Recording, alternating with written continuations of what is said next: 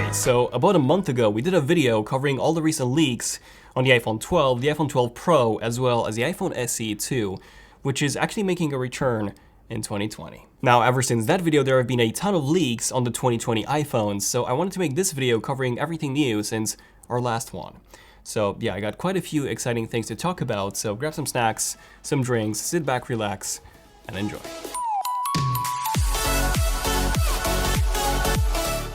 Okay, so for those of you who are not up to date when it comes to what Apple will be doing in 2020 regarding the iPhone, essentially they will launch not 2, not 3, not even 4, but actually 5 new models of the iPhone. The first one would be the iPhone SE 2, which has actually been renamed to the iPhone 9. We made a full video on this last week, so feel free to give it a watch for the full details on the upcoming iPhone 9.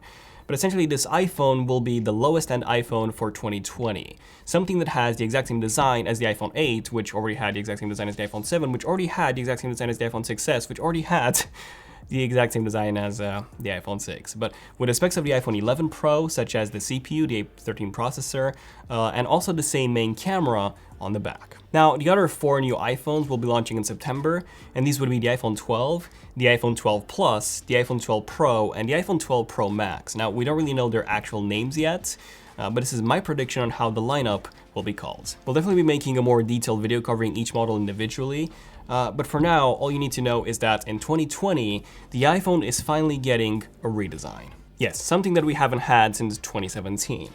So we've seen many reports of not only the notch getting smaller or even being removed entirely, but also reports on the frame of the iPhone getting a new design. A more squared off design similar to what we had with the iPhone 4 than the wedge-shaped design that we've had ever since the iPhone 6. This design is actually something that the iPad Pro 2018 brought back, and I actually do prefer a more squared off design myself. I think it looks much more elegant, it's easier to grab, and I don't know, I just like it much more. Now, another new feature would be the addition of 5G on all iPhone models releasing in September, with the Pro models having millimeter wave 5G, so this is the fastest 5G, the true 5G, and we're also getting some camera improvements as well, with the biggest one being the new time-of-flight sensor for improved portrait mode photography and improved AR. Essentially, this is what we're expecting from the 2020 iPhones: a refreshed design, 5G, and a further improved camera. Now, onto the more specific details, so here's everything new since December. So over the years, we've had many reports that Apple will finally be switching to USB Type-C. It's very odd with Apple because they were actually one of the first companies to embrace USB Type-C back in 2015 with the introduction of the 12-inch MacBook. And since then, they've heavily pushed it on their Macs to the point where we have no other connection on modern MacBooks aside from the USB Type-C port and, of course, luckily, the headphone jack. They've also given the iPad Pro a USB Type-C port back in late 2018, but we still don't have one on the iPhones, which is really annoying because the iPhone is now the only modern device that still uses a proprietary charging cable when it comes to, portable devices. And high-end devices especially. Like literally everything else that I carry with me, my MacBook, my iPad, all of my Android phones, my camera, even my drone, yes, they all have USB Type-C ports. But the iPhone doesn't. And pretty much every single year we've heard the news of Apple will be switching to USB Type-C this year. But that never happened. Well, Ming-Chi Kuo, who's been by far the most accurate analyst when it comes to Apple, released his research note for 2020 and also 2021. And aside from the 5 new iPhones in 2020 that he's predicting, he's so far predicting 2 new iPhones in 2021. So the first one being the iPhone SE 2 Plus, or the iPhone 9 Plus, essentially an iPhone 6 Plus, but with iPhone 11 or iPhone 12 specs, as well as another high-end iPhone model that would actually lack the Lightning port. Now, Ming-Chi Kuo did go into a bit more detail regarding this, stating that the highest-end iPhone for 2021 would not include a USB Type-C port, but it would actually go truly wireless. It really comes down to one word: courage. Courage. Yes, Apple got rid of the headphone jack with the iPhone 7 back in 2016, so now the only port that they have left on the iPhone is the charging port. Like removing that, and we would have a single slab of metal with no openings aside from the speakers, which are already water sealed. So yeah, the upcoming 2021 iPhone should be significantly more water resistant than the already great 4-meter water resistance that we have on the iPhone 11 Pros. And then JP Morgan analysts claim that Apple will be moving towards a biannual iPhone release cycle starting 2020, meaning that in the spring of 2020 they will be releasing the low-end versions of the iPhone, while in the fall, they will be releasing the high-end models. And apparently Apple will be going forward with this approach in the upcoming years. And personally, I do believe that this is a great idea. Like companies like OnePlus, they do have a biannual release cycle as well, but unlike Apple, OnePlus releases a low-end and a high-end both at the same time. And they do this twice a year. Separating the low end and the high end in two separate parts of the year will give consumers a better idea of when it is the right time to upgrade. And if you think about it, Apple has actually started doing this a while ago. They're now releasing the low-end iPads in March while keeping the iPad Pros for October/November. Now, something else that Kuo has reported is that in 2020, high-end smartphones will feature a massive improvement in terms of the zoom capabilities. So we already know that the upcoming Samsung Galaxy S20 Ultra will have a monster of a camera module. And I'm not just talking about that in terms of the actual physical size of the module, but also in terms of its capabilities. The S20 Ultra will have a 108 megapixel main camera module, which is pretty nuts, and then a 48 megapixel zoom module. So this one will be capable of 10x optical zoom and 100x digital zoom. Now, just to give you guys an idea, the iPhone 11 Pro Max, this one has a 2x optical zoom and then a 10x digital zoom. And then the Huawei P30 Pro, the phone with, on this phone you can literally zoom in close enough to see the surface of the moon. That's insane. That one only has a 5x optical zoom and a 50x digital zoom. The S20 Ultra will have twice as much zoom. Kuo claims that the Huawei P40 Pro will feature a 10x optical zoom, so the same as the S20 Ultra, and that other high-end smartphones in 2020 will actually follow suit. But unfortunately, we have zero reports that the iPhone 12s will be doing the same, which could leave them heavily disadvantaged when compared to the competition. But it seems like the 2020 iPhones will still be including a new camera feature, aside from that 3D depth sensing time-of-flight sensors that I was talking about before. And that feature is something called sensor shift. This is coming from DigiTimes Taiwan. They've actually had a mixed track record in the past, usually more towards the accurate side though, and they claim that high-end iPhones in 2020 will be getting the ability to shift the sensor and therefore allow for image stabilization on the wide-angle lens. Now, some of you are probably wondering, why do we actually need optical image stabilization on the wide-angle lens? Because the footage is already extremely smooth on something like the iPhone 11 Pro and Pro Max.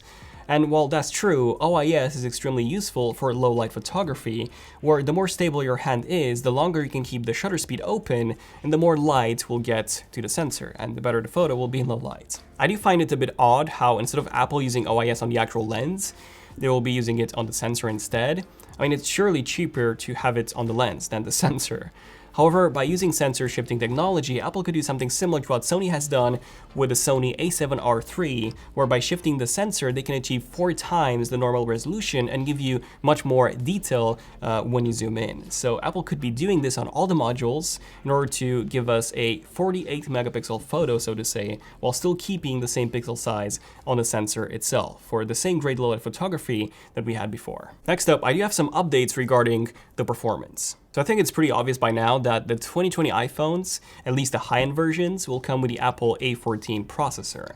Now, the A13 is what we have in the iPhone 11s now, and this was already a beast of a processor. Not only was this more powerful than any other processor on any other Android smartphone out there at the moment, but it was even faster than the 2019 13-inch entry-level MacBook Pro, and it even had better single-core performance than both the highest-end 13-inch 2019 MacBook Pro and also, yes, the 16-inch MacBook Pro. And keep in mind that this was all coming from a phone processor that had no active cooling at all. This is extremely impressive.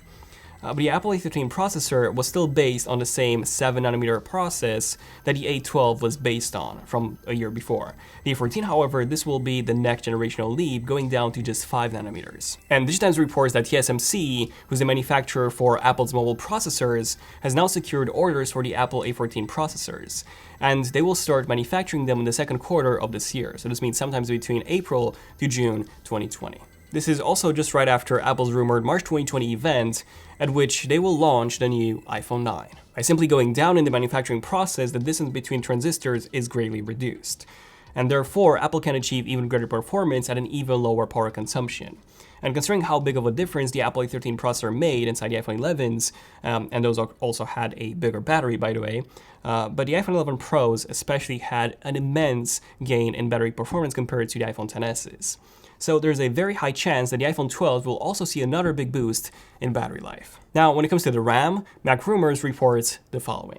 The iPhone 9 will be getting 3GB of RAM, then the 5.4-inch iPhone, so the smallest non-Pro iPhone, will have 4GB of RAM. This will very likely be called the iPhone 12. Then the 6.1-inch iPhone, the non-Pro iPhone, let's call this the iPhone 12 Plus for now, this will have 4GB of RAM. Then the second 6.1-inch iPhone, this time the iPhone 12 Pro, this will have 6GB of RAM. And then finally the largest 6.7-inch iPhone, the iPhone 12 Pro Max, that one will have also 6GB of RAM. And here's the thing. A lot of Android viewers will probably say, haha, we've had 6GB of RAM for the past 3 years now, and we now have 12GB of RAM with even 16GB being rumored to be the standard and the highest-end Android phones in 2020, by the way. And that is true. Android is way ahead when it comes to the amount of RAM. However, iOS is way more optimized, and it doesn't really need anywhere near as much RAM as Android phones do. So while Apple could of course add 16GB of RAM in their phones easily, they won't. Because 1, it will cost them extra money, and 2, it will also drain the battery much faster because yes, the more RAM you have, the more power they will consume and the faster the battery will actually drain. So these are the reasons why Apple's not doing that. But I do have to say that on my iPhone 11 Pro Max, which comes with 4GB of RAM, YouTube pretty much always closes the video in the background. Like when I switch to a different app and I switch back to YouTube, the YouTube app has to refresh everything, which is really annoying because the only way to go back to the video that I was watching is to literally go to my watch history and start it from there. And it's not just YouTube, this also applies to other apps as well. So RAM management isn't great on the iPhone 11 Pro Max, unfortunately. And having used other phones, such as the OnePlus 7 Pro, the OnePlus 7T Pro, the S10 Plus, the Note 10 Plus, that have significantly more RAM than the iPhone does, like the 7T Pro, the 7 Pro actually, and the Note 10 Plus, they have 12GB of RAM. So those phones have the best RAM management on any phone that I've used. And it just doesn't compare with the iPhone 11 Pro Max, unfortunately. And finally, I have more updates regarding the design that I really want to mention. So first off, Korean tech website The Alec reports that the 2020 iPhones will feature a much thinner OLED display that will have the touchscreen circuitry patterned directly onto the OLED display without the need of having a separate layer. This would result in a thinner display, a lower power consumption, as well as a lowered production cost. This report actually mirrors the information that we've seen reported by ET News Korea perfectly.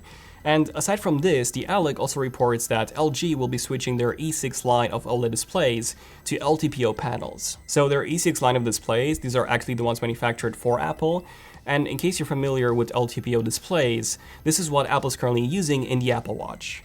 And this is also one of the reasons why we have an always-on display on the Apple Watch Series 5. This, and there's also a new processor, display processor, that handles all of that. So Apple could potentially have an always-on display in the 2020 iPhones, which will make me a very, very happy user, because an always-on display, this is actually one of my favorite features ever in a smartphone. It's also one of the main reasons why I prefer using a Note 10 Plus versus even my OnePlus 7T Pro, just because being able to see the time and the notifications right there on the display all the time is incredibly useful for me. Aside from this, Japanese tech website Makotakara, who's had a pretty good track record in the past, they revealed a few more details that they supposedly got from inside sources in China on the 2020 iPhones. And what I said is that the 6.7-inch iPhone, so the highest-end iPhone that Apple will be selling in 2020, will actually be getting thinner at around 7.4 millimeters thin from the current 8.1 millimeters of the iPhone 11 Pro Max. They also said that all the 4 new iPhones in September will have OLED displays as well as Face ID. They also said that the 5.4-inch iPhone will be in between the iPhone SE and the iPhone 8 size and height, while at least one of the 6.1-inch iPhones will have a height in between the 11 and 11 Pro. So this means that one of the two 6.1-inch iPhones will be smaller than the other one, which to me means thinner bezels and possibly and hopefully even the removal of the notch. So yeah, fingers crossed for that. They also said that the 6.7-inch iPhone will be taller than the 11 Pro Max, which was to be expected because the display is also larger. And then the 5.4-inch iPhone and the lower-end 6.1-inch models will have identical cameras to the current iPhone 11. They also said that the 6.7-inch iPhone will have triple-lens camera modules with larger sensors than on the iPhone 11 Pro Max, which is pretty awesome to hear. So yes, we are getting an improved camera with larger sensors in size, which will be able to capture more light compared to the iPhone 11 Pros. And finally, they also said that the 5.4 inch, the 6.7 inch, and the 6.1 inch iPhones will have different numbers of microphone holes among the bottom. Now, when it comes to the notch itself, Barclays did release a new report saying that Apple will be releasing a refreshed Face ID system on the 2020 iPhones. Now, they didn't really go into much detail, so we don't really know what this means. So at this point in time, we still don't know for sure if Apple will end up removing the notch entirely and switch back to Touch ID instead, only built into the display this time, or make the notch smaller, or just keep it the same size and just improve its accuracy. We've had mixed reports on all of these cases. But yeah, realistically, I really don't see Apple removing Face ID and the notch anytime soon. So I think in the best case scenario, they'll just make it smaller, and in the worst case scenario, it's just gonna be the same. And finally, Max Weinbach, he did share some details with Everything Apple Pro on what he believes to be a new color option for the iPhone 12 Pro. And according to Max, this will also come in a navy blue color, which could replace the midnight green finish that we currently have now. Personally, I absolutely love this shade of blue. I think it looks just gorgeous. Like, I always used navy blue leather cases for my iPhones, and I even got one for my MacBook Pro, not a case, but a sleeve, the same color. So who knows, maybe if Apple doesn't indeed release this color, I could switch to a blue iPhone, since, as some of you might know, I always get black phones. But I might make an exception this year. But yeah, let me know in the comments, what do you guys think about everything that I covered in this video? Are you looking forward to the 2020 iPhones and especially that new design? Because even if we're not getting a smaller notch or, no notch at all, we're at least getting that squared up frame, which to me is a pretty nice improvement. So yeah, let me know in the comments what you guys think about everything I talked about in this video, and definitely subscribe notifications if you want to see more Elite Numbers episodes like this one and more in-depth tech videos like this one, hopefully was. So thank you for watching, I'm Daniel, and I'll see you guys in the next one. ZONEofTECH, signing out. Cheers.